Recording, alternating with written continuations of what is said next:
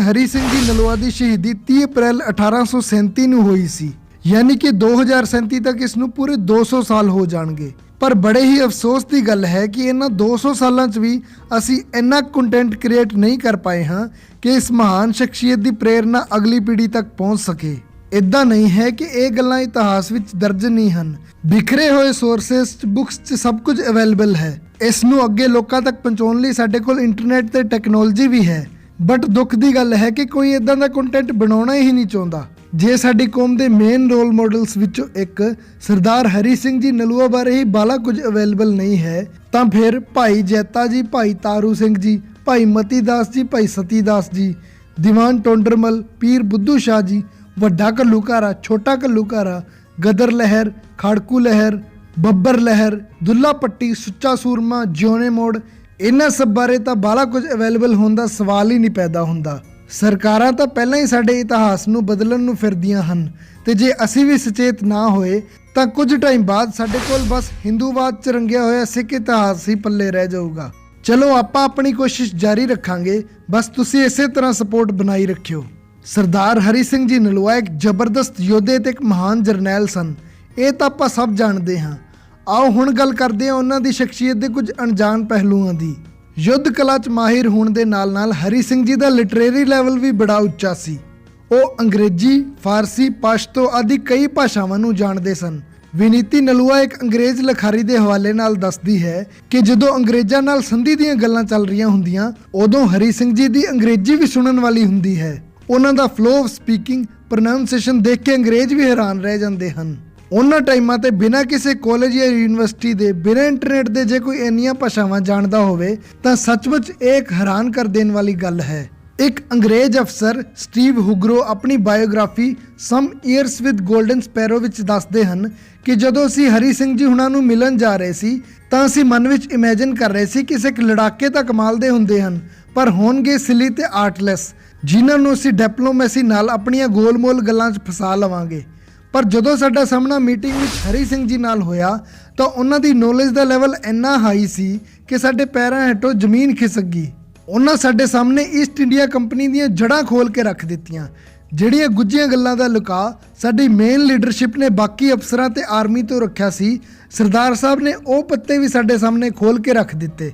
ਅਸੀਂ ਆਪਣੇ ਆਪ ਨੂੰ ਬੜੇ ਹੀ ਤੇਜ਼ ਤੇ ਹੁਸ਼ਿਆਰ ਸਮਝਦੇ ਸਾਂ, ਪਰ ਉਹਨਾਂ ਦੇ ਸਾਹਮਣੇ ਤਾਂ ਚੱਲਣ ਤੋਂ ਪਹਿਲਾਂ ਹੀ ਸਾਡੀਆਂ ਸਾਰੀਆਂ ਚਾਲਾਂ ਫੇਲ ਹੋ ਗਈਆਂ। ਸਾਡੇ ਕੋਲ ਬੋਲਣ ਲਈ ਕੋਈ ਸ਼ਬਦ ਹੀ ਨਹੀਂ ਬਚੇ। ਇਸ ਲਈ ਫਿਰ ਸਾਨੂੰ ਆਨਨ ਫਾਨਨ 'ਚ ਮੀਟਿੰਗ ਖਤਮ ਕਰਕੇ ਇੱਕ ਵਾਰ ਫੇਰ ਨਵੀਂ ਸਟ੍ਰੈਟਜੀ ਬਣਾਉਣ ਲਈ ਵਾਪਸ ਆਉਣਾ। ਜੇ ਤੁਹਾਨੂੰ ਯਾਦ ਹੋਵੇ ਤਾਂ ਕੁਝ ਟਾਈਮ ਪਹਿਲਾਂ ਅਫਗਾਨਿਸਤਾਨ ਦੇ ਲੜਾਕਿਆਂ ਨੂੰ ਕਾਬੂ ਪਾਉਣ ਲਈ USA ਨੇ ਅਫਗਾਨਿਸਤਾਨ ਦੀਆਂ ਪਹਾੜੀਆਂ ਤੇ ਦੁਨੀਆ ਦਾ ਸਭ ਤੋਂ ਵੱਡੇ ਬੰਬਸ ਵਿੱਚੋਂ ਇੱਕ the mother of all bombs blast ਕੀਤਾ ਸੀ। ਇਸ ਘਟਨਾ ਤੋਂ ਇਨਫਲੂਐਂਸ ਹੋ ਕੇ ਇੱਕ American newspaper the Washington Post ਨੇ ਇੱਕ ਸਰਵੇ ਕਰਵਾਇਆ ਕਿ ਦੁਨੀਆ ਵਿੱਚ ਅੱਜ ਤੱਕ ਦਾ ਸਭ ਤੋਂ ਮਹਾਨ ਜਰਨੈਲ ਕਿਹੜਾ ਹੋਇਆ ਹੈ। ਇਸ ਸਰਵੇ ਵਿੱਚ ਵਰਲਡ ਵਾਈਡ ਲੱਖਾਂ ਲੋਕਾਂ ਨੇ ਆਪਣੇ ਵਿਊਜ਼ ਦਿੱਤੇ। ਕਿਸੇ ਨੇ ਕਿਹਾ ਕਿ ਚੰਗੇਜ਼ ਖਾਨ ਸਭ ਤੋਂ ਮਹਾਨ ਸੀ, ਕਿਸੇ ਨੇ ਕਿਹਾ ਨੈਪੋਲੀਅਨ, ਕਿਸੇ ਨੇ ਸਿਕੰਦਰ ਦਾ ਨਾਮ ਲਿਆ ਤੇ ਕਿਸੇ ਨੇ ਡਿਊਕ ਆਫ ਵੈਲਿੰਗਟਨ ਦਾ। ਕੁਝ ਦਿਨਾਂ ਬਾਅਦ ਇਸ ਸਰਵੇ ਦੇ ਰਿਜ਼ਲਟ ਲਈ ਪੇਪਰ ਵਿੱਚ ਇੱਕ ਪੋਸਟ ਪਬਲਿਸ਼ ਕੀਤਾ ਗਿਆ ਜਿਸ ਵਿੱਚ ਲਿਖਿਆ ਸੀ ਕਿ ਅਸੀਂ ਤੁਹਾਡੇ ਸਭ ਦੇ ਵਿਊਜ਼ ਦੀ ਰਿਸਪੈਕਟ ਕਰਦੇ ਹਾਂ, ਬਟ ਜੇ ਨਿਸ਼ਪਕਸ਼ ਹੋ ਕੇ ਡਿਟੇਲਸ ਵਿੱਚ ਗੌਰ ਕੀਤਾ ਜਾਵੇ ਤਾਂ ਇਹ ਸਾਰੇ ਹੀ ਜਰਨੈਲ ਦਰਿਆਏ ਖੈਬਰ ਤੇ ਜਾ ਕੇ ਹਾਰਦੇ ਰਹੇ ਹਨ। ਇਹਨਾਂ 'ਚੋਂ ਕੋਈ ਵੀ ਅਫਗਾਨਿਸਤਾਨ ਦੇ ਪਠਾਨਾਂ ਨੂੰ ਕਾਬੂ ਨਹੀਂ ਕਰ ਪਾਇਆ। ਈਵਨ USA ਤਾਂ ਅੱਜ ਤੱਕ ਅਫਗਾਨਿਸਤਾਨ ਨੂੰ ਕੌਂਕਰ ਕਰਨ ਲਈ ਹੱਥ ਪੈਰ ਮਾਰ ਰਿਹਾ ਹੈ, ਜਿਸ ਜਗ੍ਹਾ ਤੇ US ਆਰਮੀ ਨੇ ਵੀ ਅੱਗੇ ਵਧਣ ਤੋਂ ਜਵਾਬ ਦੇ ਦਿੱਤਾ ਤੇ US ਗਵਰਨਮੈਂਟ ਨੂੰ $1300 ਮਿਲੀਅਨ ਦਾ ਨੁਕਸਾਨ ਚੱਕ ਕੇ ਵੀ ਉਹਨਾਂ ਨੂੰ ਵਾਪਸ ਬੁਲਾਉਣਾ ਪਿਆ ਤੇ ਹੁਣ ਉੱਤੇ ਡਰੋਨਸ ਯਾਨੀ ਕਿ ਪਾਇਲਟਲੈਸ ਪਲੇਨਸ ਨਾਲ ਅਟੈਕ ਕੀਤਾ ਜਾ ਰਿਹਾ ਹੈ। ਪਰ ਜੇ ਕਿਸੇ ਨੇ ਅੱਜ ਤੱਕ ਇਹਨਾਂ ਅਫਗਾਨਿਸਤਾਨ ਦੇ ਪਹਾੜਾਂ ਤੇ ਪੂਰੀ ਤਰ੍ਹਾਂ ਕਾਬੂ ਪਾਇਆ ਹੈ ਤਾਂ ਉਹ ਹੈ ਪੰਜਾਬ ਦੇ ਜਰਨੈਲ ਸਰਦਾਰ ਹਰੀ ਸਿੰਘ ਜੀ ਨਲੂਆ। ਸੋ ਸਾਡੀ ਰਿਸਰਚ ਦੇ ਅਕੋਰਡਿੰਗ ਸਭ ਤੋਂ ਗ੍ਰੇਟ ਜਰਨੈਲ ਸਰਦਾਰ ਹਰੀ ਸਿੰਘ ਜੀ ਨਲੂਆ ਨੂੰ ਡਿਕਲੇਅਰ ਕੀਤਾ ਜਾਂਦਾ ਹੈ। ਤੁਹਾਨੂੰ ਦੱਸ ਦਈਏ ਕਿ ਦਰਿਆਏ ਖੈਬਰ ਇੱਕ 20-22 ਕਿਲੋਮੀਟਰ ਦੀ ਘਾਟੀ ਹੈ ਜਿਸ ਨੂੰ ਅੰਗਰੇਜ਼ਾਂ ਨੇ ਗੇਟਵੇ ਆਫ ਇੰਡੀਆ ਕਿਹਾ ਹੈ। 729 ਵਿੱਚ ਮੀਰ ਕਾਸਿਮ ਤੋਂ ਲੈ ਕੇ 1831 ਵਿੱਚ ਅਹਿਮਦ ਸ਼ਾਹ ਅਬਦਾਲੀ ਤੱਕ ਭਾਰਤ ਤੇ ਜਿੰਨੇ ਵੀ ਹਮਲੇ ਹੋਏ ਹਨ ਸਭ ਇਸੇ ਰਸਤੇ ਤੋਂ ਹੀ ਹੋਏ ਹਨ। ਪਰ ਹਰੀ ਸਿੰਘ ਜੀ ਦੇ ਦਰਿਆਏ ਖੈਬਰ ਤੇ ਕਾਬਜ ਹੋਣ ਤੋਂ ਬਾਅਦ ਇਸ ਰਸਤੇ ਤੋਂ ਇੱਕ ਵੀ ਹਮਲਾ ਨਹੀਂ ਹੋਇਆ। ਜੇ ਪਹਿਲੇ ਜਰਨੈਲ ਵੀ ਹਰੀ ਸਿੰਘ ਜੀ ਵਰਗੇ ਨੀਤੀਵਾਨ ਹੁੰਦੇ ਤਾਂ ਫਿਰ ਅੱਜ ਵੀ ਆਪਾਂ ਇੱਕ ਸੋਨੇ ਦੀ ਚਿੜੀਆ ਦੇ ਹੀ ਵਾਸੀ ਹੋਣੇ ਸੀ। ਆਓ ਹੁਣ ਵੱਧਦੇ ਹਾਂ ਅੱਜ ਦੇ ਦਿਨ ਦੀ ਅਗਲੀ ਸਟੋਰੀ ਵੱਲ। ਇਹ ਕਿੱਸਾ ਵੀ ਅਸੀਂ ਹਰੀ ਸਿੰਘ ਕਾਗਲਿਆਰ ਦੀ ਬੁੱਕ ਸ਼ੀਰਫੀਆਂ ਹਰੀ ਸਿੰਘ ਨਲੂਆ ਵਿੱਚੋਂ ਹੀ ਲਿਆ ਹੈ। ਜਰਨੈਲ ਹਰੀ ਸਿੰਘ ਜੀ ਦੇ ਜਿੱਤੇ ਹੋਏ ਕੁਝ ਮੁੱਖ ਇਲਾਕਿਆਂ ਵਿੱਚੋਂ ਇੱਕ ਇਲਾਕਾ ਮਿਚਨੀ ਨਾਮ ਦਾ ਵੀ ਸੀ। ਇੱਕ ਦਿਨ ਹਰੀ ਸਿੰਘ ਜੀ ਦੇ ਦਰਬਾਰ ਵਿੱਚ ਇੱਕ ਬ੍ਰਾਹਮਣ ਬੇਨਤੀ ਲੈ ਕੇ ਆਉਂਦਾ ਹੈ ਕਿ ਸਰਦਾਰ ਸਾਹਿਬ, ਅਸੀਂ ਆਪਣੇ ਬੇਟੇ ਨੂੰ ਵਿਆਹ ਕੇ ਲਿਆ ਰਹੇ ਸੀ ਕਿ ਰਸਤੇ ਵਿੱਚ ਪਠਾਨਾਂ ਨੇ ਸਾਡਾ ਡੋਲਾ ਲੁੱਟ ਲਿਆ। ਮਿਚਨੀ ਦੇ ਪਠਾਨ ਸਾਡੀ ਬੱਚੀ ਨੂੰ ਚੁੱਕ ਕੇ ਲੈ ਗਏ ਹਨ ਤੇ ਉਹਨਾਂ ਲਿਜਾ ਕੇ ਇਸ ਨੂੰ ਆਪਣੇ ਪ੍ਰਧਾਨ ਦੇ ਹਵਾਲੇ ਕਰ ਦਿੱਤਾ ਹੈ ਤੇ ਸਾਨੂੰ ਪਤਾ ਹੈ ਕਿ ਉਹ ਪਠਾਨ ਜਦੋਂ ਵੀ ਕਿਸੇ ਬੱਚੇ ਨੂੰ ਚੁੱਕ ਕੇ ਲੈ ਜਾਂਦੇ ਹਨ ਤਾਂ ਉਸ ਦੀ ਇੱਜ਼ਤ ਤਾਰ-ਤਾਰ ਕਰਨ ਤੋਂ ਬਾਅਦ ਉਸ ਨੂੰ ਕਤਲ ਕਰ ਦਿੰਦੇ ਹਨ। ਉਹ ਬੱਚੀ ਕਦੇ ਵੀ ਆਪਣੇ ਪਰਿਵਾਰ ਕੋਲ ਵਾਪਸ ਨਹੀਂ ਆਉਂਦੀ। ਹਰੀ ਸਿੰਘ ਜੀ ਨੇ ਉਸ ਬ੍ਰਾਹਮਣ ਨੂੰ ਸਵਾਲ ਕੀਤਾ ਕਿ ਉਹ ਪਠਾਨ ਗਿਣਤੀ ਵਿੱਚ ਕਿੰਨੇ ਸਨ। ਬ੍ਰਾਹਮਣ ਨੇ ਜਵਾਬ ਦਿੱਤਾ ਕਿ 4 ਜਾਂ 5 ਹੋਣਗੇ। ਫਿਰ ਅੱਗੋਂ ਸਵਾਲ ਕੀਤਾ ਗਿਆ ਕਿ ਤੁਸੀਂ ਗਿਣਤੀ ਵਿੱਚ ਕਿੰਨੇ ਸੀ? ਜੀ ਅਸੀਂ 40 ਤੋਂ 50 ਦੇ ਵਿੱਚ ਹੋਵਾਂਗੇ। ਇਹ ਜਵਾਬ ਸੁਣ ਕੇ ਹਰੀ ਸਿੰਘ ਜੀ ਮੁਸਕਰਾਉਣ ਲੱਗ ਪਏ ਤੇ ਕਹਿੰਦੇ ਕਿ ਜੇ ਤੁਸੀਂ 40 ਜਾਂ 50 ਜਣੇ ਰਲ ਕੇ 5 ਜਣਿਆਂ ਤੋਂ ਆਪਣੇ ਘਰ ਦੀ ਇੱਜ਼ਤ ਦੀ ਰੱਖਿਆ ਨਹੀਂ ਕਰ ਸਕੇ ਫਿਰ ਤਾਂ ਤੁਹਾਡਾ ਇਹੀ ਹਾਲ ਹੋਣਾ ਸੀ। ਖੜੇ ਪੈਰ ਹਰੀ ਸਿੰਘ ਜੀ ਨੇ ਉਸ ਪਠਾਨਾਂ ਦੇ ਇਲਾਕੇ ਤੇ ਹਮਲਾ ਕੀਤਾ ਤੇ ਉਹਨਾਂ ਨੂੰ ਸਬਕ ਸਿਖਾ ਕੇ ਬੱਚੀ ਨੂੰ ਸੁਰੱਖਿਅਤ ਲੈ ਆਂਦਾ ਤੇ ਹੁਣ ਵੇਲਾ ਸੀ ਉਸ ਬੀਬੀ ਨੂੰ ਤੋਰਨ ਦਾ। ਹਰੀ ਸਿੰਘ ਜੀ ਕਹਿੰਦੇ ਹਨ, ਭੈਣੇ ਅਸੀਂ ਤੈਨੂੰ ਸੁਰੱਖਿਅਤ ਲੈ ਆਂਦਾ ਹੈ ਤੇ ਹੁਣ ਤੂੰ ਆਪਣੇ ਪਤੀ ਨਾਲ ਆਪਣੇ ਘਰ ਜਾ ਸਕਦੀ ਹੈ। ਉਸ ਬੀਬੀ ਨੇ ਸ਼ਬਦ ਪਕੜ ਲਿਆ ਭੈਣ ਤੇ ਕਹਿਣ ਲੱਗੀ, ਜਰਨੈਲ ਤੂੰ ਮੈਨੂੰ ਆਪਣੀ ਭੈਣ ਆਖਿਆ ਹੈ ਤੇ ਮੈਂ ਵੀ ਤੈਨੂੰ ਆਪਣਾ ਭਰਾ ਬਣਾ ਚੁੱਕੀ ਹਾਂ ਤੇ ਮੇਰਿਆ ਵੀਰਾ ਮੈਨੂੰ ਇਹਨਾਂ ਗਿੱਦੜਾਂ ਇਹਨਾਂ ਬੁਜ਼ਦਲਾਂ ਨਾਲ ਤੋਰੀ ਨਾ। ਇਹ ਮੇਰੀ ਇੱਜ਼ਤ ਪਹਿਲਾਂ ਵੀ ਨਹੀਂ ਬਚਾਉਣ ਜੋਗੇ ਸੀ ਤੇ ਹੁਣ ਵੀ ਇਹ ਇਸ ਲਾਇਕ ਨਹੀਂ ਹਨ। ਅੱਜ ਤਾਂ ਤੂੰ ਮੈਨੂੰ ਬਚਾ ਲਿਆ ਹੈ ਤੇ ਰੱਬ ਨਾ ਕਰੇ ਜੇ ਕੱਲ ਨੂੰ ਮੇਰੇ ਘਰੋਂ ਫਿਰ ਦੁਬਾਰਾ ਕੋਈ ਇਸ ਤਰ੍ਹਾਂ ਦਾ ਦਰਿੰਦਾ ਮੈਨੂੰ ਉਠਾ ਕੇ ਲੈ ਗਿਆ ਤਾਂ ਕਿਸੇ ਨੇ ਇਹ ਨਹੀਂ ਕਹਿਣਾ ਕਿ ਫਲਾਣੇ ਦੀ ਧੀ ਨੂੰ ਜਾਂ ਫਲਾਣੇ ਦੀ ਘਰਵਾਲੀ ਨੂੰ ਕੋਈ ਚੱਕ ਕੇ ਲੈ ਗਿਆ ਹੈ। ਸਭ ਨੇ ਇਹੀ ਕਹਿਣਾ ਹੈ ਕਿ ਹਰੀ ਸਿੰਘ ਨਲੂਏ ਦੀ ਭੈਣ ਨੂੰ ਕੋਈ ਚੱਕ ਕੇ ਲੈ ਗਿਆ ਹੈ। ਜਿਹੜੇ ਮੇਰੀ ਇੱਜ਼ਤ ਦੀ ਰੱਖਿਆ ਹੀ ਨਹੀਂ ਕਰਨ ਜੋਗੇ ਮੈਂ ਉਹਨਾਂ ਦੇ ਨਾਲ ਜਾਣਾ ਹੀ ਨਹੀਂ ਚਾਹੁੰਦੀ। ਤੇ ਉਸ ਵੇਲੇ ਫਿਰ ਉਸ ਬੱਚੀ ਨੇ ਖੰਡੇ ਬਾਟੇ ਦੀ ਪੋਹਲ ਲਈ ਤੇ ਸ਼ਰਨ ਵਿੱਚ ਆਉਣ ਕਰਕੇ ਫਿਰ ਉਸ ਦਾ ਨਾਮ ਪਿਆ ਹਰਸ਼ਰਨ ਕੌਰ, ਜਿਸ ਨੇ ਅੱਗੇ ਚੱਲ ਕੇ ਬੜੀ ਹੀ ਬਹਾਦਰੀ ਨਾਲ ਆਪਣੇ ਤੇ ਚੜਿਆ ਸਿੱਖ ਕੌਮ ਦਾ ਕਰਜ਼ਾ ਪੁਰਾਣੇ ਟਾਈਮ ਤੇ ਅਕਸਰ ਇਦਾਂ ਦੀਆਂ ਘਟਨਾਵਾਂ ਵਾਪਰਦੀਆਂ ਰਹਿੰਦੀਆਂ ਸਨ ਤੇ ਜੋ ਉਹਨਾਂ ਘਟਨਾਵਾਂ ਦੇ ਮਾੜੇ ਪੱਖ ਸੀ ਉਹ ਅੱਜ ਸਾਡੀ ਮਰਿਆਦਾ ਦਾ ਹਿੱਸਾ ਬਣ ਚੁੱਕੇ ਹਨ ਤੇ ਇਹ ਸਾਡੇ ਲਈ ਬੜੀ ਹੀ ਸ਼ਰਮਨਾਕ ਗੱਲ ਹੈ। ਪਰ ਸਾਡੇ ਕੋਲ ਇਹਨਾਂ ਬਾਰੇ ਸੋਚਣ ਦਾ ਟਾਈਮ ਹੀ ਨਹੀਂ ਹੈ। ਇੱਕ ਅੰਗਰੇਜ਼ੀ ਦਾ ਅਸੂਲ ਹੈ, deconstruct the word you will find the past structure.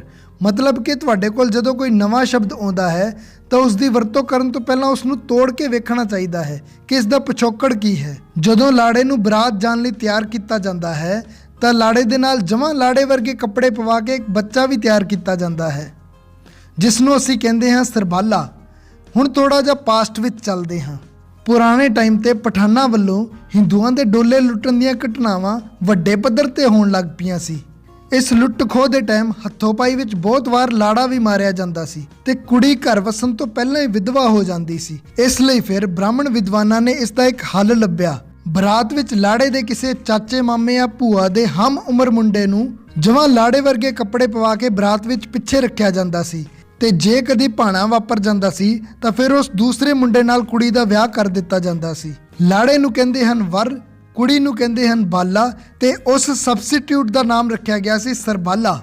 ਬੜੇ ਹੀ ਘਟੀਆ ਪੱਧਰ ਤੇ ਇੱਕ ਰਸਮ ਸ਼ੁਰੂ ਹੋਈ ਸੀ ਤੇ ਅੱਜ ਸ਼ਾਇਦ ਸਿੱਖਾਂ ਦਾ ਕੋਈ ਇਦਾਂ ਦਾ ਵਿਆਹ ਨਹੀਂ ਹੁੰਦਾ ਹੋਊਗਾ ਜਿਸ 'ਚ ਸਰਬਾਲਾ ਨਾ ਹੋਵੇ। ਸੋਚਣ ਵਾਲੀ ਗੱਲ ਹੈ ਕਿ ਸਾਡੇ ਧਰਮ ਵਿੱਚ ਇਸ ਦਾ ਜ਼ਿਕਰ ਨਹੀਂ, ਸਾਡੇ ਗ੍ਰੰਥਾਂ ਵਿੱਚ ਇਸ ਦਾ ਜ਼ਿਕਰ ਨਹੀਂ, ਤਾਂ ਇਹ ਰਸਮ ਆਈ ਕਿੱਥੋਂ? ਇਹ ਰਸਮ ਆਈ ਹੈ ਉਸ ਬ੍ਰਾਹਮਣਵਾਦੀ ਕਮਜ਼ੋਰੀ ਵਿੱਚੋਂ ਜਿਸ ਨੂੰ ਹੁਣ ਅਸੀਂ ਆਪਣੀ ਧਾਰਮਿਕ ਰਸਮਾਂ ਦਾ ਹਿੱਸਾ ਬਣਾ ਲਿਆ ਹੈ। ਜੇ ਕੋਈ ਬ੍ਰਾਹਮਣ ਸਮਾਜ ਦਾ ਵੀਰ ਜਾਂ ਭੈਣ ਇਹ ਵੀਡੀਓ ਦੇਖ ਰਿਹਾ ਹੈ ਤਾਂ ਮਾਫ ਕਰਿਓ, ਮੈਂ ਕਿਸੇ ਸਮਾਜ ਨੂੰ ਨੀਚਾ ਦਿਖਾਉਣ ਦੀ ਕੋਸ਼ਿਸ਼ ਨਹੀਂ ਕਰ ਰਿਹਾ। ਬ੍ਰਾਹਮਣ ਸਮਾਜ ਵਿੱਚ ਵੀ ਚਾਣਕਿਆ ਤੇ ਚੰਦਰਸ਼ੇਖਰ ਆਜ਼ਾਦ ਵਰਗੇ ਸੂਰਮੇ ਪੈਦਾ ਹੋਏ ਹਨ ਜਿਨ੍ਹਾਂ ਨੇ ਕਦੀ ਤਾਨਾਸ਼ਾਹੀ ਦੀ ਈਨ ਕਬੂਲ ਨਹੀਂ ਕੀਤੀ ਤੇ ਆਪਣੀ ਹਿੱਕ ਦੇ ਜ਼ੋਰ ਨਾਲ ਜ਼ਾਲਮਾਂ ਦੀਆਂ ਜੜ੍ਹਾਂ ਹਿਲਾ ਕੇ ਰੱਖ ਦਿੱਤੀਆਂ। ਮਾਫ ਕਰਿਓ, ਮੈਂ ਆਪਣੇ ਟੌਪਿਕ ਤੋਂ ਥੋੜਾ ਜਿਹਾ ਦੂਰ ਆ ਗਿਆ, ਪਰ ਸ਼ਾਇਦ ਇਹ ਵੀ ਦੱਸਣਾ ਜ਼ਰੂਰੀ ਸੀ। ਸਰਦਾਰ ਹਰੀ ਸਿੰਘ ਜੀ ਨੇ ਸਿਰਫ ਅਫਗਾਨਾਂ ਦੇ ਇਲਾਕਿਆਂ ਤੇ ਹੀ ਕਬਜ਼ਾ ਨਹੀਂ ਕੀਤਾ ਸੀ, ਨਾਲ ਹੀ ਆਪਣੇ ਖੌਫ ਨਾਲ ਉਹਨਾਂ ਦੇ ਦਿਲਾਂ ਤੇ ਵੀ ਰਾਜ ਕੀਤਾ ਸੀ। ਇਸ ਖੌਫ ਨੂੰ ਇੱਕ ਫ੍ਰੈਂਚ ਕਵੀ ਲਿਓ ਬ੍ਰੈਂਸਨ ਨੇ ਆਪਣੇ ਸ਼ਬਦਾਂ ਵਿੱਚ ਬਿਆਨ ਕੀਤਾ ਹੈ, ਬਟ ਇਹ ਸਭ ਇੱਕ ਪੋਇਮ ਦੇ ਰੂਪ ਵਿੱਚ ਹੈ, ਉਹ ਵੀ ਫ੍ਰੈਂਚ ਲੈਂਗੁਏਜ ਵਿੱਚ। ਸੋ ਮੈਂ ਇਸ ਨੂੰ ਸਿੱਧਾ ਐਕਸਪਲੇਨ ਹੀ ਕਰਦਾ ਹਾਂ। ਲਿਓ ਬ੍ਰੈਂਸਨ ਦੱਸਦੇ ਹੈ ਕਿ ਜਦੋਂ ਮੈਂ ਅਫਗਾਨਿਸਤਾਨ ਦੀ ਧਰਤੀ ਤੇ ਪਹੁੰਚਿਆ ਤਾਂ ਹਰੀ ਸਿੰਘ ਜੀ ਨੂੰ ਗੁਜ਼ਰੇ 40 ਸਾਲ ਹੋ ਚੁੱਕੇ ਸੀ, ਪਰ ਉਹਨਾਂ ਦਾ ਵਸਾਇਆ ਡਰ, ਉਹਨਾਂ ਦਾ ਖੌਫ ਹਜੇ ਵੀ ਅਫਗਾਨਿਸਤਾਨ ਵਿੱਚ ਰਾਜ ਕਰਦਾ ਸੀ ਤੇ ਹੁਣ ਤਾਂ ਅਫਗਾਨੀਆਂ ਦੇ ਸੁਭਾਅ ਦਾ ਹਿੱਸਾ ਬਣ ਚੁੱਕਿਆ ਸੀ। 40 ਸਾਲ ਬਾਅਦ ਵੀ ਜਦੋਂ ਘਰ ਵਿੱਚ ਕੋਈ ਬੱਚਾ ਰੋਂਦਾ ਸੀ ਤਾਂ ਮਾਂ ਇਹ ਕਹਿ ਕੇ ਚੁੱਪ ਕਰਾਂਦੀ ਸੀ, ਚੁੱਪ ਸ਼ਾ ਹਰੀਆ ਰਾਗ ਲੈ, ਮਤਲਬ ਪੁੱਤ ਚੁੱਪ ਕਰ ਜਾ, ਨਹੀਂ ਤਾਂ ਹਰੀ ਸਿੰਘ ਆ ਜਾਊਗਾ। ਤੇ ਅੱਜ 2019 ਵਿੱਚ ਵੀ ਇਹ ਵਾਕ ਉਸੇ ਤਰ੍ਹਾਂ ਹੀ ਪ੍ਰਚਲਿਤ ਹਨ। ਕਹਾਵਤਾਂ ਤੇ ਵਾਕ ਸਾਡੇ ਸੁਭਾਅ, ਸਾਡੀ ਥਿੰਕਿੰਗ ਤੋਂ ਹੀ ਜਨਮ ਲੈਂਦੇ ਹਨ। ਸੋ ਤੁਸੀਂ ਸੋਚ ਸਕਦੇ ਹੋ ਕਿ ਹਰੀ ਸਿੰਘ ਜੀ ਕਿਸ ਤਰ੍ਹਾਂ ਡਰ ਬਣ ਕੇ ਅਫਗਾਨੀਆਂ ਦੇ ਮਨ ਵਿੱਚ ਬੈਠ ਗਏ ਹਨ। ਮੈਂ ਇੱਕ ਵਾਰ ਫੇਰ ਇਹ ਦੱਸਣਾ ਚਾਹੂੰਗਾ ਕਿ ਫ੍ਰੈਂਚ ਪੋਇਟ ਦੀ ਲਿਖੀਆਂ ਹੋਈਆਂ ਗੱਲਾਂ ਹਨ, ਗੁਰਮੁਖੀ ਲਿਪੀ ਵਿੱਚ ਜਾਂ ਕਿਸੇ ਪੰਜਾਬੀ ਲੇਖਾਕਾਰ ਨੇ ਇਸ ਦਾ ਕੋਈ ਜ਼ਿਕਰ ਨਹੀਂ ਕੀਤਾ। ਤੇ ਹੁਣ ਚੱਲਦੇ ਹਾਂ ਅੱਜ ਦੇ ਦਿਨ ਦੀ ਲਾਸਟ ਸਟੋਰੀ ਤੇ। ਇਹ ਸਟੋਰੀ ਪੂਰੀ ਤਰ੍ਹਾਂ ਕਿਸੇ ਵੀ ਬੁੱਕ ਵਿੱਚ ਕਵਰ ਨਹੀਂ ਕੀਤੀ ਗਈ, ਸੋ ਇਸ ਨੂੰ ਅਸੀਂ 2 ਬੁੱਕਸ ਵਿੱਚੋਂ ਮਿਲਾ ਕੇ ਕਵਰ ਕੀਤਾ ਹੈ। ਪਹਿਲੀ ਹਰੀਚੰਦ ਕਾਗਲਿਆਰ ਦੀ ਬੁੱਕ ਸ਼ੀਰਫੀਆਂ ਹਰੀ ਸਿੰਘ ਨਲੂਆ ਤੇ ਦੂਸਰੀ ਬੀਬੀ ਵਨੀਤੀ ਨਲੂਆ ਦੀ book the champion of Khalsa Raj. ਦਰਾਏ ਖੈਬਰ ਨੂੰ ਜਿੱਤ ਕੇ ਉੱਥੇ ਜਮਰੋਦ ਦਾ ਕਿਲਾ ਬਣਾਉਣ ਦੇ ਕੁਝ ਟਾਈਮ ਬਾਅਦ ਹਰੀ ਸਿੰਘ ਜੀ ਕਿਲੇ ਦੀ ਜ਼ਿੰਮੇਵਾਰੀ ਜਰਨੈਲ ਮਾਹ ਸਿੰਘ ਜੀ ਨੂੰ ਸੌਂਪ ਕੇ ਆਪ ਪੇਸ਼ਾਵਰ ਵਾਪਸ ਆ ਜਾਂਦੇ ਹਨ, ਕਿਉਂਕਿ ਇਸ ਟਾਈਮ ਤੱਕ ਹੁਣ ਉਹਨਾਂ ਦੀ ਉਮਰ ਵੀ ਕਾਫੀ ਹੋ ਜਾਂਦੀ ਹੈ ਤੇ ਲਗਾਤਾਰ ਜੰਗੀ ਅਭਿਆਨਾਂ ਤੇ ਜਾਣ ਦਾ ਕਰਕੇ ਹੁਣ ਉਹ ਢਿੱਲੇ ਮੱਠੇ ਰਹਿਣ ਲੱਗ ਪੈਂਦੇ ਹਨ। ਜਮਰੋਦ ਦੀ ਸੁਰੱਖਿਆ ਲਈ ਮਾਹ ਸਿੰਘ ਜੀ ਨੂੰ 800 ਪੈਦਲ ਸਿਪਾਹੀ, 200 ਘੋੜਸਵਾਰ, 10 ਵੱਡੀਆਂ ਤੋਪਾਂ, 12 ਛੋਟੀਆਂ ਤੋਪਾਂ ਤੇ 80 ਤੋਪਚੀ ਦਿੱਤੇ ਜਾਂਦੇ ਹਨ। 1837 ਦੀਆਂ ਗਰਮੀਆਂ ਵਿੱਚ ਮੌਕਾ ਆਉਂਦਾ ਹੈ ਮਹਾਰਾਜਾ ਰਣਜੀਤ ਸਿੰਘ ਜੀ ਦੇ ਪੋਤੇ ਕੰਵਰ ਨੌਨਿਹਾਲ ਸਿੰਘ ਜੀ ਦੇ ਵਿਆਹ ਦਾ, ਜਿਸ ਨੂੰ ਬੜੀ ਹੀ ਧੂਮਧਾਮ ਨਾਲ ਕੀਤਾ ਜਾਣਾ ਹੁੰਦਾ ਹੈ।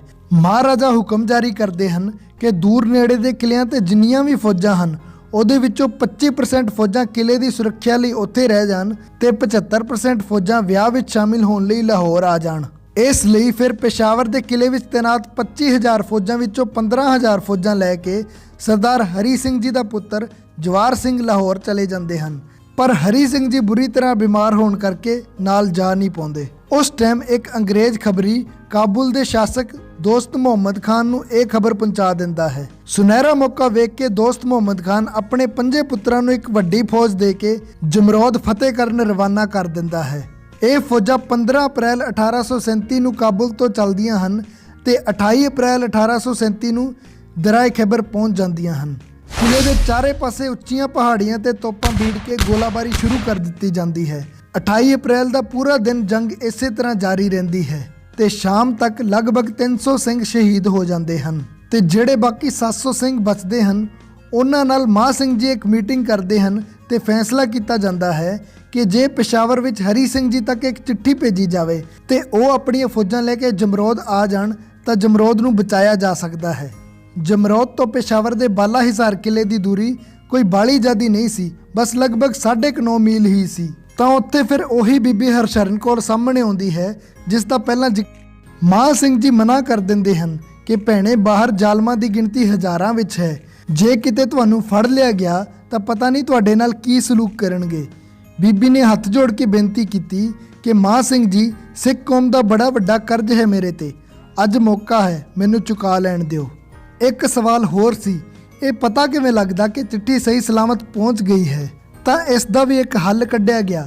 ਬੀਬੀ ਨੇ ਕਿਹਾ ਕਿ ਮੈਂ ਬਾਲਾ ਹਿਸਾਰ ਕਿਲੇ ਤੇ ਪਹੁੰਚ ਕੇ ਵੱਡੀ ਤੋਪ ਦਾ ਇੱਕ ਗੋਲਾ ਦਾਗਾਂਗੀ, ਜਿਸ ਦੀ ਆਵਾਜ਼ ਤੁਹਾਨੂੰ ਪਹੁੰਚ ਜਾਣੀ ਹੈ ਤਾਂ ਤੁਸੀਂ ਸਮਝ ਜਾਇਓ ਕਿ ਚਿੱਠੀ ਸਹੀ ਸਲਾਮਤ ਹਰੀ ਸਿੰਘ ਜੀ ਤੱਕ ਪਹੁੰਚ ਗਈ ਹੈ। ਮਾਹ ਸਿੰਘ ਜੀ ਨੇ ਚਿੱਠੀ ਵਿੱਚ ਲਿਖਿਆ, ਸਰਦਾਰ ਸਾਹਿਬ, ਸਾਨੂੰ ਪਤਾ ਹੈ ਕਿ ਤੁਸੀਂ ਬਿਮਾਰ ਹੋ, ਅਸੀਂ ਤੁਹਾਨੂੰ ਤੰਗ ਕਰਨਾ ਨਹੀਂ ਚਾਹੁੰਦੇ, ਪਰ ਜੇ ਤੁਸੀਂ ਪਹੁੰਚ ਜਾਓ ਤਾਂ ਸਿੱਖ ਕੌਮ ਦੀ ਸ਼ਾਨ ਦੇ ਪ੍ਰਤੀਕ ਇਸ ਕਿਲੇ ਨੂੰ ਬਚਾਇਆ ਜਾ ਸਕਦਾ ਹੈ।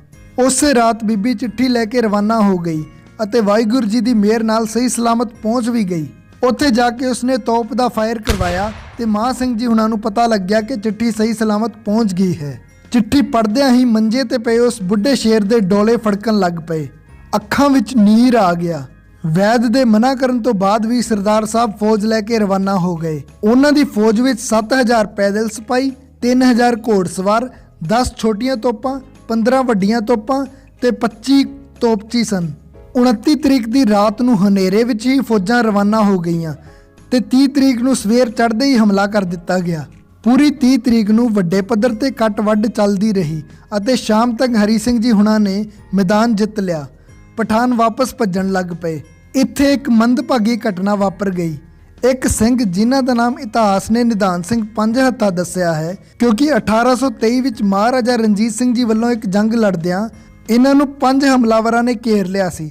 ਨਿਧਾਨ ਸਿੰਘ ਜੀ ਨੇ ਨਾ ਸਿਰਫ ਉਹਨਾਂ ਪੰਜਾਂ ਦੀਆਂ ਗਰਦਨਾਂ ਲਾਈਆਂ, ਨਾਲ ਹੀ ਉਹਨਾਂ ਪੰਜਾਂ ਦੀਆਂ ਤਲਵਾਰਾਂ ਲਿਆ ਕੇ ਮਹਾਰਾਜਾ ਰਣਜੀਤ ਸਿੰਘ ਜੀ ਦੇ ਚਰਨਾਂ ਵਿੱਚ ਰੱਖ ਦਿੱਤੀਆਂ ਤੇ ਮਹਾਰਾਜਾ ਨੇ ਖੁਸ਼ ਹੋ ਕੇ ਘੁੱਟ ਕੇ ਉਹਨਾਂ ਨੂੰ ਆਪਣੇ ਗਲ ਨਾਲ ਲਾ ਲਿਆ ਤੇ ਕਿਹਾ ਕਿ ਇਹ ਤਾਂ ਮੇਰਾ ਪੰਜ ਹੱਥਾ ਹੈ। ਉਦੋਂ ਤੋਂ ਹੀ ਉਹਨਾਂ ਦਾ ਨਾਮ ਪੈ ਗਿਆ ਨਿਧਾਨ ਸਿੰਘ ਪੰਜ ਹੱਥਾ। ਅੱਜ ਦੇਖਣ ਤੇ ਆਪਾਂ ਨੂੰ ਇਹ ਇੱਕ ਗਲਤੀ ਲੱਗਦੀ ਹੈ, ਪਰ ਹੋ ਸਕਦਾ ਹੈ ਕਿ ਉਦੋਂ ਉਹਨਾਂ ਦੀ ਪਤਾ ਨਹੀਂ ਕੀ ਮਜਬੂਰੀ ਰਹੀ ਹੋਵੇ। ਵਾਪਸ ਭੱਜਦੇ ਅਫਗਾਨੀਆਂ ਨੂੰ ਖਦੇੜਨ ਲਈ ਨਿਧਾਨ ਸਿੰਘ ਜੀ ਕਾਫੀ ਦੂਰ ਤੱਕ ਉਹਨਾਂ ਦੇ ਪਿੱਛੇ ਚਲੇ ਗਏ। ਹਰੀ ਸਿੰਘ ਜੀ ਨੇ ਸੋਚਿਆ ਕਿ ਕਿਤੇ ਕੱਲਾ ਵੇਖ ਕੇ ਪਠਾਨ ਉਹਨਾਂ ਤੇ ਹਮਲਾ ਨਾ ਕਰ ਦੇਣ, ਤਾਂ ਹਰੀ ਸਿੰਘ ਜੀ ਵੀ ਉਹਨਾਂ ਦੀ ਮਦਦ ਕਰਨ ਲਈ ਪਿੱਛੇ ਚਲੇ ਗਏ। ਇਸ ਗੱਲ ਦਾ ਪਤਾ ਜਦੋਂ ਪਠਾਨਾਂ ਨੂੰ ਚੱਲਿਆ ਤਾਂ ਉਹਨਾਂ ਨੇ ਮੁੜ ਕੇ ਵਾਪਸ ਹਮਲਾ ਕਰ ਦਿੱਤਾ। ਇਸ ਹਮਲੇ ਵਿੱਚ ਹਰੀ ਸਿੰਘ ਜੀ ਦੀ ਪਿੱਠ ਵਿੱਚ 2 ਗੋਲੀਆਂ ਲੱਗੀਆਂ ਤੇ ਉਹ ਬੁਰੀ ਤਰ੍ਹਾਂ ਜ਼ਖਮੀ ਹੋ ਗਏ। ਖੂਨ ਬਹੁਤ ਤੇਜ਼ੀ ਨਾਲ ਵਗਣ ਲੱਗ ਪਿਆ, ਪਰ ਉਹਨਾਂ ਦੇ ਸਮਝਦਾਰ ਘੋੜੇ ਨੇ ਉਹਨਾਂ ਨੂੰ ਵਾਪਸ ਜਮਰੋਦ ਤੱਕ ਲੈ ਆਂਦਾ। ਪਰ ਹੁਣ ਤੱਕ ਬਹੁਤ ਦੇਰ ਹੋ ਚੁੱਕੀ ਸੀ। ਹਰੀ ਸਿੰਘ ਜੀ ਦੇ ਵਾਪਸ ਆਉਂਦਿਆਂ ਨੂੰ ਸਿੱਖ ਨਗਾੜੇ ਵਜਾ ਰਹੇ ਸੀ, ਨੱਚ ਗਾ ਰਹੇ ਸੀ, ਪਰ ਉਹਨਾਂ ਨੂੰ ਵੇਖ ਕੇ ਮਾਹੌਲ ਦੁੱਖ ਵਿੱਚ ਬਦਲ ਗਿਆ। ਆਪਣੇ ਆਖਰੀ ਸਾਹਾਂ ਵਿੱਚ ਹਰੀ ਸਿੰਘ ਜੀ ਨੇ ਫੌਜ ਦੇ ਮੁੱਖ ਜਰਨੈਲ ਨੂੰ ਇੱਕ ਤਾਕੀਦ ਕੀਤੀ। ਉਹ ਕਹਿਣ ਲੱਗੇ ਕਿ ਆਪਣੀ ਗਿਣਤੀ ਬਸ 6000 ਹੀ ਬਚੀ ਹੈ ਤੇ ਅਫਗਾਨੀ 40000 ਤੋਂ ਵੀ ਵੱਧ ਹਨ, ਪਰ ਇਹ ਅਫਗਾਨੀ ਹਰੀ ਸਿੰਘ ਦੇ ਨਾਮ ਤੋਂ ਡਰਦੇ ਹਨ। ਜੇ ਉਹਨਾਂ ਨੂੰ ਪਤਾ ਲੱਗ ਗਿਆ ਕਿ ਹਰੀ ਸਿੰਘ ਹੁਣ ਇਸ ਦੁਨੀਆ 'ਚੋਂ ਜਾ ਚੁੱਕਿਆ ਹੈ ਤਾਂ ਉਹ ਜਾਂਦੇ ਜਾਂਦੇ ਵਾਪਸ ਆ ਜਾਣਗੇ। ਇਸ ਲਈ ਜਦੋਂ ਤੱਕ ਲਾਹੌਰ ਤੋਂ ਗਈਆਂ ਫੌਜਾਂ ਵਾਪਸ ਨਾ ਆਉਣ, ਉਦੋਂ ਤੱਕ ਤੁਸੀਂ ਮੇਰੀ ਮੌਤ ਦੀ ਖਬਰ ਨੂੰ ਲੁਕਾ ਕੇ ਰੱਖਣਾ ਹੈ, ਮੇਰੀ ਮੌਤ ਡਿਕਲੇਅਰ ਨਹੀਂ ਕਰਨੀ। ਇਸ ਲਈ ਫਿਰ ਉਸੇ ਰਾਤ ਵੈਦ ਬੁਲਾ ਕੇ ਉਹਨਾਂ ਸਮਿਆਂ ਦੇ ਅਨੁਸਾਰ ਉਹਨਾਂ ਦਾ ਪੇਟ ਕੱਟ ਕੇ ਸਾਫ਼ ਕੀਤਾ ਗਿਆ ਤੇ ਲਾਸ਼ ਨੂੰ ਗਰਮੀ ਵਿੱਚ ਖਰਾਬ ਹੋਣ ਤੋਂ ਬਚਾਉਣ ਲਈ ਪੇਟ ਵਿੱਚ ਇੱਕ ਖਾਸ ਤਰ੍ਹਾਂ ਦਾ ਤੇਲ ਤੇ ਜੜੀ ਬੂਟੀਆਂ ਰੱਖ ਕੇ ਪੇਟ ਨੂੰ ਵਾਪਸ ਸਿਉਂ ਦਿੱਤਾ ਗਿਆ। ਅਤੇ ਕਮਾਲ ਦੀ ਗੱਲ ਇਹ ਹੈ ਕਿ ਕਿਲੇ ਤੋਂ ਬਾਹਰ ਜਾਣਾ ਤਾਂ ਬਹੁਤ ਵੱਡੀ ਗੱਲ ਹੈ, ਕਿਲੇ ਦੇ ਵਿੱਚ ਵੀ ਜ਼ਿਆਦਾਤਰ ਲੋਕਾਂ ਨੂੰ ਇਸ ਗੱਲ ਦਾ ਪਤਾ ਨਹੀਂ ਲੱਗਣ ਦਿੱਤਾ ਗਿਆ ਕਿ ਹਰੀ ਸਿੰਘ ਜੀ ਸ਼ਹੀਦ ਹੋ ਚੁੱਕੇ ਹਨ। ਹਰ ਰੋਜ਼ ਸਵੇਰੇ ਉਹਨਾਂ ਦਾ ਕਸ਼ਹਿਰਾ ਧੋ ਕੇ ਸੁੱਕਣੇ ਪਾਇਆ ਜਾਂਦਾ ਤੇ ਉਹਨਾਂ ਦੇ ਨਾਮ ਤੋਂ ਕੁਝ ਲਿਖਿਤ ਆਰਡਰ ਜਾਰੀ ਕੀਤੇ ਜਾਂਦੇ। ਇੱਥੋਂ ਤੱਕ ਕਿ ਇੱਕ ਹੋਰ ਰਾਈਟਰ ਗਿਆਨੀ ਗਿਆਨ ਸਿੰਘ ਜੀ ਆਪਣੇ ਇੱਕ ਲੇਖ ਵਿੱਚ ਦੱਸਦੇ ਹਨ ਕਿ 2 ਵਾਰ ਉਹਨਾਂ ਨੂੰ ਮੋਢਿਆਂ ਤੇ ਬਿਠਾ ਕੇ ਕਿਲੇ ਦੇ ਬਨੇਰੇ ਦਾ ਚੱਕਰ ਵੀ ਲਵਾਇਆ ਗਿਆ, ਤਾਂ ਕਿ ਜੇ ਕੋਈ ਖਬਰੀ ਸੂਹ ਲੈਣ ਨੂੰ ਫਿਰਦਾ ਹੋਵੇ ਤਾਂ ਉਹਨੂੰ ਇਹੀ ਲੱਗੇ ਕਿ ਹਰੀ ਸਿੰਘ ਜੀ ਹਜੇ ਜਿਉਂਦੇ ਹਨ। ਤੇ ਜਦੋਂ 7 ਮਈ ਨੂੰ ਫੌਜਾਂ ਲਾਹੌਰ ਤੋਂ ਵਾਪਸ ਆ ਗਈਆਂ, ਉਸ ਤੋਂ ਬਾਅਦ ਇਹ ਐਲਾਨ ਕੀਤਾ ਗਿਆ ਕਿ ਹਰੀ ਸਿੰਘ ਜੀ ਸ਼ਹੀਦ ਹੋ ਚੁੱਕੇ ਹਨ। ਤੇ ਜਦੋਂ ਫੌਜਾਂ ਲਾਹੌਰ ਤੋਂ ਪੇਸ਼ਾਵਰ ਵਾਪਸ ਆਈਆਂ, ਉਦੋਂ ਇੱਕ ਹੋਰ ਬਹੁਤ ਵੱਡੀ ਸੱਚਾਈ ਸਾਹਮਣੇ ਆਈ। ਪੇਸ਼ਾਵਰ ਦੇ ਕਿਲੇ ਤੋਂ ਹਰੀ ਸਿੰਘ ਜੀ ਨੇ ਮਹਾਰਾਜਾ ਰਣਜੀਤ ਸਿੰਘ ਜੀ ਨੂੰ ਕਈ ਚਿੱਠੀਆਂ ਲਿਖੀਆਂ ਸੀ ਕਿ ਸ਼ੇਰੇ ਪੰਜਾਬ ਜੇ ਵਿਆਹ ਦੀਆਂ ਰਸਮਾਂ ਪੂਰੀਆਂ ਹੋ ਗਈਆਂ ਹੈ ਤਾਂ ਪੇਸ਼ਾਵਰ ਦੀ ਫੌਜ ਨੂੰ ਵਾਪਸ ਭੇਜ ਦਿੱਤਾ ਜਾਵੇ, ਕਿਉਂਕਿ ਖਬਰੀ ਦੱਸ ਰਹੇ ਹਨ ਕਿ ਕੋਈ ਵੱਡਾ ਹਮਲਾ ਹੋ ਸਕਦਾ ਹੈ। 29 ਤਰੀਕ ਦੀ ਰਾਤ ਨੂੰ ਵੀ ਚੱਲਣ ਤੋਂ ਪਹਿਲਾਂ ਹਰੀ ਸਿੰਘ ਜੀ ਵੱਲੋਂ ਇੱਕ ਚਿੱਠੀ ਲਿਖੀ ਗਈ ਸੀ, ਪਰ ਬੜੇ ਹੀ ਅਫਸੋਸ ਦੀ ਗੱਲ ਹੈ ਕਿ ਸਾਡੀ ਕੌਮ ਦੇ ਗੱਦਾਰ ਮਹਾਰਾਜਾ ਰਣਜੀਤ ਸਿੰਘ ਜੀ ਦੇ ਵਜ਼ੀਰ ਧਿਆਨ ਚੰਦ ਡੋਗਰੇ ਨੇ ਇਹ ਚਿੱਠੀਆਂ ਮਹਾਰਾਜਾ ਤੱਕ ਪਹੁੰਚਣ ਹੀ ਨਹੀਂ ਦਿੱਤੀਆਂ। ਹਰੀ ਸਿੰਘ ਜੀ ਦੀ ਸ਼ਹੀਦੀ ਤੋਂ ਬਾਅਦ ਮਾਂ ਸਿੰਘ ਨੇ ਵੀ ਇੱਕ ਚਿੱਠੀ ਲਿਖੀ ਸੀ। ਇਹ 5ਵੀਂ 6ਵੀਂ ਚਿੱਠੀ ਕਿਸੇ ਖਾਸ ਬੰਦੇ ਰਾਹੀਂ ਭੇਜੀ ਗਈ ਤੇ ਕਿਹਾ ਸੀ ਜਾ ਕੇ ਸਿੱਧੀ ਮਹਾਰਾਜਾ ਰਣਜੀਤ ਸਿੰਘ ਨੂੰ ਹੀ ਦੇਣੀ ਹੈ। ਇਹ ਉਹੀ ਡੋਗਰੇ ਹਨ ਜਿਨ੍ਹਾਂ ਨੇ ਰਾਜ ਹੜਪਣ ਲਈ ਮਹਾਰਾਜਾ ਰਣਜੀਤ ਸਿੰਘ ਜੀ ਦੇ ਪਰਿਵਾਰ ਦੇ ਕਈ ਮੈਂਬਰ ਧੋਖੇ ਨਾਲ ਮਰਵਾ ਦਿੱਤੇ। ਇਸੇ ਡੋਗਰੇ ਨੇ ਹੀ ਸੱਤਾ ਦੇ ਅਗਲੇ ਦਾਅਵੇਦਾਰ ਕੰਵਰ ਨੌਨਿਹਾਲ ਸਿੰਘ ਤੇ ਕਿਲੇ ਦਾ ਛੱਜਾ ਸੁਟਵਾ ਕੇ ਉਸ ਨੂੰ ਮਰਵਾ ਦਿੱਤਾ ਸੀ ਅਤੇ ਬਾਅਦ ਵਿੱਚ ਇਹਨਾਂ ਇਹ ਗੱਲ ਵੀ ਕਬੂਲ ਕੀਤੀ ਕਿ ਸਰਦਾਰ ਹਰੀ ਸਿੰਘ ਜੀ ਤੇ ਇਹਨਾਂ ਆਪਣੀ ਹੀ ਫੌਜ ਦੇ ਲੋਕਾਂ ਨੂੰ ਪੈਸੇ ਦੇ ਕੇ ਗੋਲੀਆਂ ਚਲਵਾਈਆਂ ਸਨ। ਉਸ ਸ਼ੇਰ ਨੇ ਅੱਖਾਂ ਕੀ ਮਿੱਟੀਆਂ, ਸਾਡੀ ਕੌਮ ਉੱਤੇ ਬੁਰਾ ਦੌਰ ਸ਼ੁਰੂ ਹੋ ਗਿਆ ਤੇ ਸਭ ਤੋਂ ਬੁਰਾ ਦੌਰ ਅੱਜ ਉਸ ਟਾਈਮ ਹੈ ਜਿਸ ਨੂੰ ਅਸੀਂ ਆਪਣੀਆਂ ਚੁਣੀਆਂ ਹੋਈਆਂ ਆਜ਼ਾਦ ਸਿੱਖ ਸਰਕਾਰਾਂ ਦਾ ਦੌਰ ਕਹਿੰਦੇ ਹਾਂ। ਵਾਹਿਗੁਰੂ ਜੀ ਮਿਹਰ ਕਰਨ ਕਿ ਸਾਡੀ ਕੌਮ ਵਿੱਚ ਫੇਰ ਇਸ ਤਰ੍ਹਾਂ ਦੇ ਸੂਰਮੇ ਪੈਦਾ ਹੋਣ ਜੋ ਸਾਡੀ ਕੌਮ ਨੂੰ ਦੁਬਾਰਾ ਚੜ੍ਹਦੀ ਕਲਾ ਵਿੱਚ ਲੈ ਆਉਣ। ਵੀਡੀਓ ਨੂੰ ਐਂਡ ਤੱਕ ਪੂਰਾ ਦੇਖਣ ਲਈ, ਲਾਈਕ ਕਰਕੇ ਕਮੈਂਟ ਬਾਕਸ ਵਿੱਚ ਆਪਣੀ ਫਰਮਾਇਸ਼ ਦੱਸਣ ਲਈ ਅਤੇ ਦੂਸਰਿਆਂ ਤੋਂ ਚੈਨਲ ਸਬਸਕ੍ਰਾਈਬ ਕਰਾਉਣ ਲਈ ਤੁਹਾਡਾ ਬਹੁਤ-ਬਹੁਤ ਧੰਨਵਾਦ। ਜਾਣ ਤੋਂ ਪਹਿਲਾਂ ਕਮੈਂਟ ਬਾਕਸ ਵਿੱਚ ਵਾਹਿਗੁਰੂ ਜੀ ਲਿਖ ਕੇ ਆਪਣੀ ਹਾਜ਼ਰੀ ਜ਼ਰੂਰ ਲਵਾ ਦਿਓ। ਵਾਹਿਗੁਰੂ ਜੀ ਕਾ ਖਾਲਸਾ, ਵਾਹਿਗੁਰੂ ਜੀ ਕੀ ਫਤਿਹ।